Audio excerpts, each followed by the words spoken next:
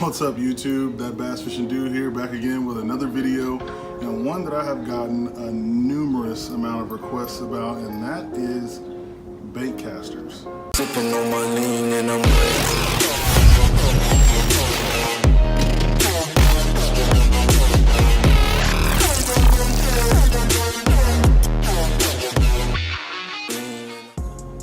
There's something about bait casters that is just incredibly intimidating to a lot of new anglers, and for me, I can understand it, you know, being new to the bass fishing world, and for me, you know, getting into this about a year and a half ago, you know, I had never used a bait caster before.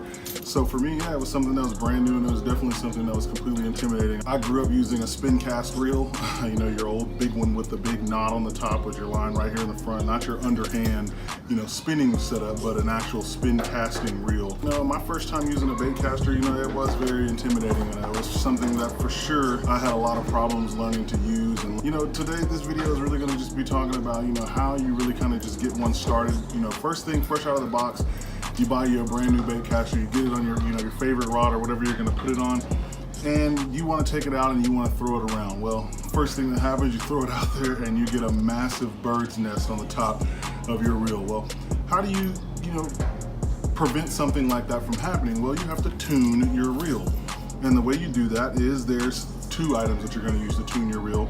That's going to be your spool tensioner knob, your actual braking system, whether it's internal to the reel or external, whether it's like a little knob on the outside. All bait casters are pretty much set up the same. You're gonna have your braking system is either gonna have a turn style knob on the outside of the reel, or it'll be one that you twist open the side and you can view the internals of the reel, and that's where your braking system will be, and that's where you'll set it up. And that's really what you're gonna use to tune your reel. You also have your drag knob that's on here as well, but that has nothing to do with tuning your reel as far as usage goes. A lot of the questions that have come up is, you know, how do you tune that reel to be able to use with different baits and different things that you're gonna be throwing on a regular basis? Because I know that everybody doesn't have 5, 6, 7, 8, 9, 10 reels and rods with them that they take out on a regular basis. Some of you guys only have one rod and reel, and you want to optimize that rod and reel to be able to use it in any situation with any type of bait, whether it be light, heavy, top water, whatever it may be, and you don't want to have to cast out every single time and get a bird's nest. Well, you can tune your reel one simple step, and really that's what that's going to be is you set your braking system from the very beginning.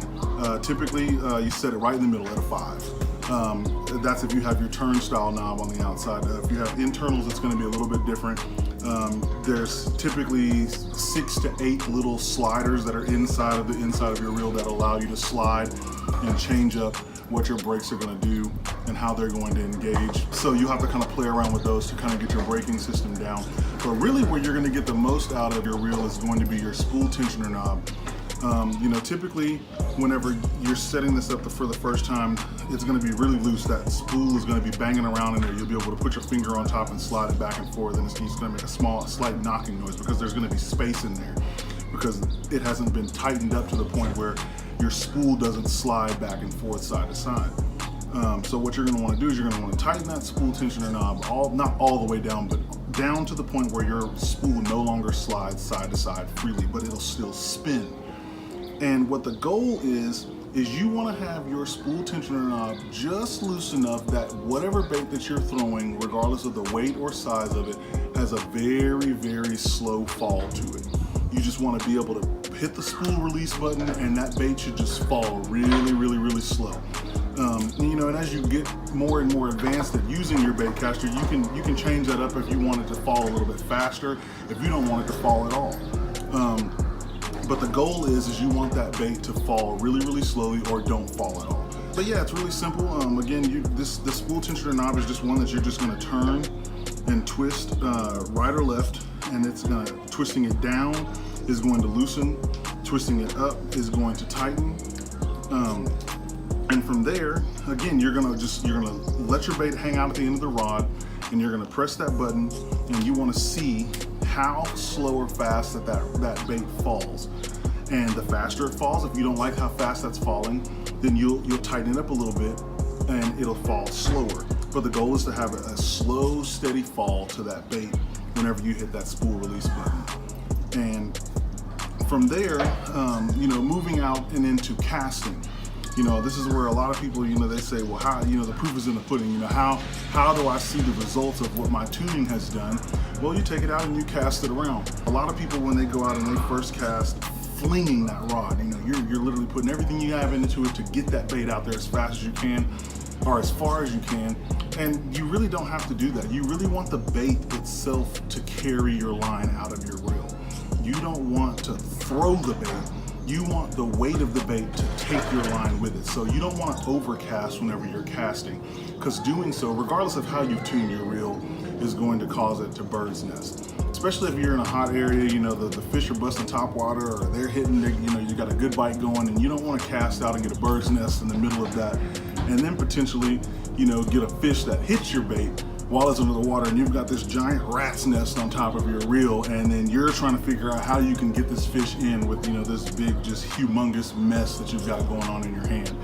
So again, you want to cast that out there and let the weight of the bait itself do the work. You don't want to overcast, you don't want to undercast, because what's happening and what causes your bird's nest is whenever your spool overspins itself. So if you're overcasting, you're putting too much behind it, and what's happening is your reel is getting ahead of the line, and it's actually overspinning, and it's releasing line into your spool itself, into the reel, and it's just causing a massive knot that's building up inside there. And they are very difficult to get out. And braid is not such a difficult one to get out whenever you're throwing, but if you're throwing fluorocarbon or mono, something that has a lot of line retention to it, a lot of line memory, you are going to have severe problems getting that bird's nest out of there. Again, you want to let the weight of the bait do the work for you.